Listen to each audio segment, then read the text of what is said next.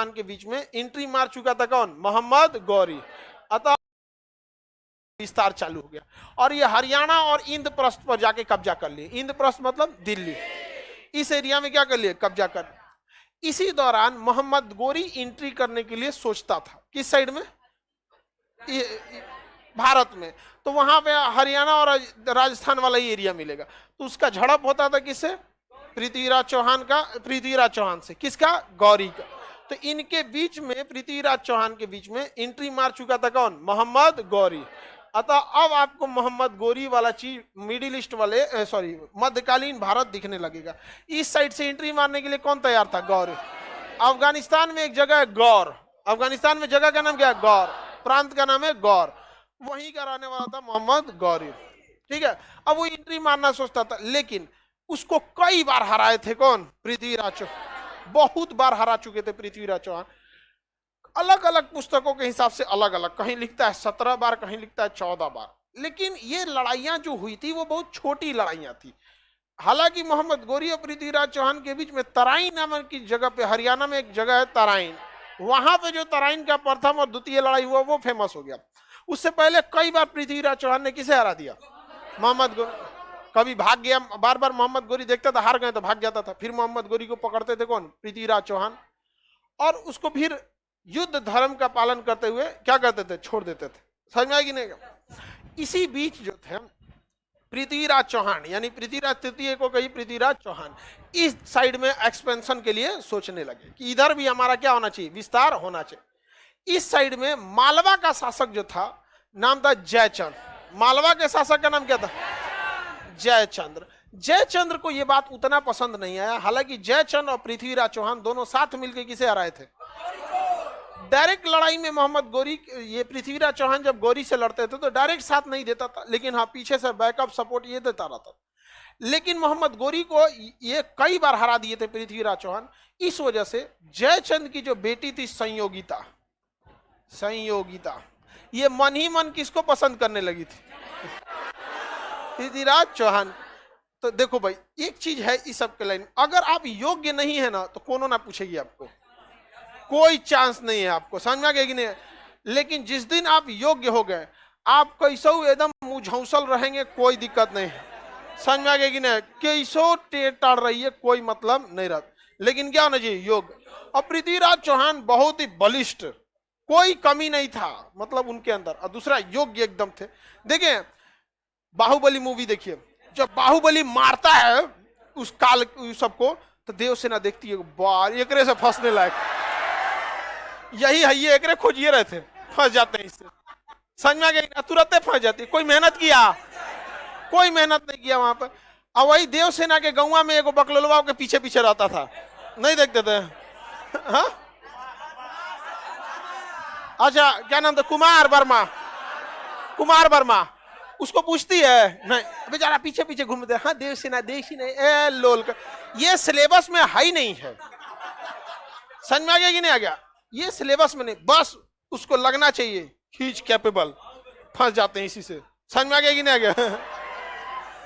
समझ में आ रहा है कि नहीं आ रहा है?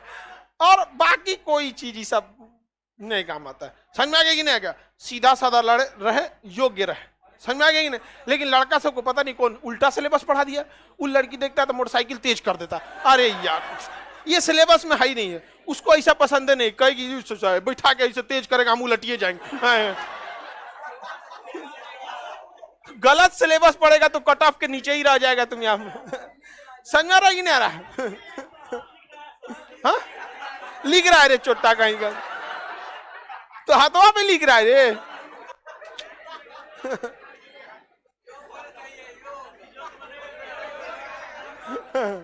देखो बगलुआ याद कर लिया, कर रहा है लिखने की क्या जरूरत है, योग्य बनो। लेकिन तुम्हारे पे डाउट है बगुला, योग्य बनने के बाद भी कम से कम पोलियो ग्रस्त नहीं लगना चाहिए। आगे देखते हैं। तो मन ही मन, देखिए ध्यान से, मन ही मन संयोगिता किसे पसंद करने लगे, और इसमें गलत क्या है? राजा की शादी रानी से, माने राजघराने की लड़की की शादी राजघराने से ही होती थी, तो हर लड़की को उस समय स्वयंवर का अधिकार दिया जाता था कि मतलब अपने हिसाब से लड़का को पसंद कर लो। आज भी अगर लड़की आप लोग का जवाब हो जाएगा ना, तो आप लोग के लिए आज भी ऑप्शंस खुले रहेंगे कि आपको आपका पसंद पूछा जाएगा कि बबनी ये ठीक है कि नहीं है। तो आप उस समय आप अपना चॉइस रख सकते हैं कि ना बूढ़ हो गई है, समझ में आ गया कि नहीं? वैज्ञानिक।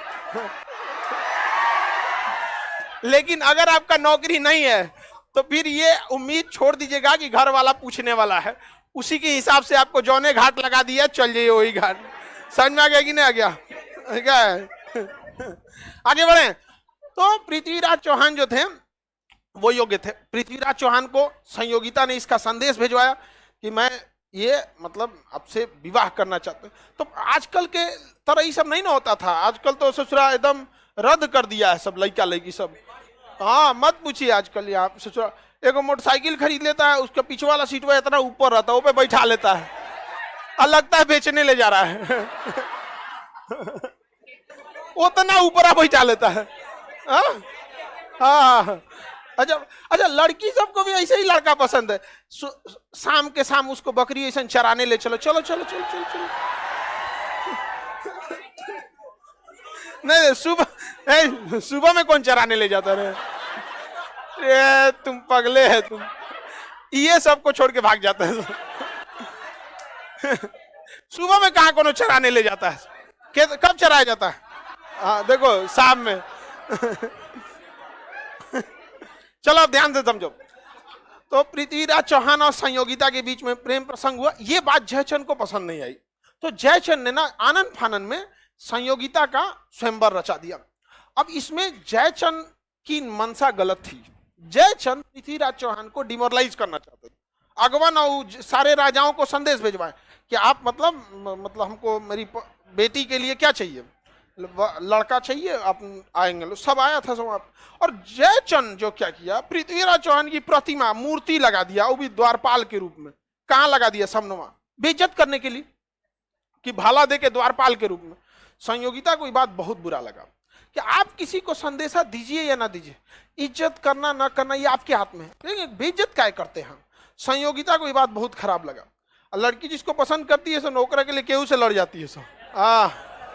जब तक पसंद नहीं किया तब तक कहेंगे पीछे करते रहता है, ये है वो। जहिया वो पसंद कर ली आपके लिए लड़ जाएगी, वो केकरो से यहाँ पे दीवार से लड़ जाएगी धाए। चलो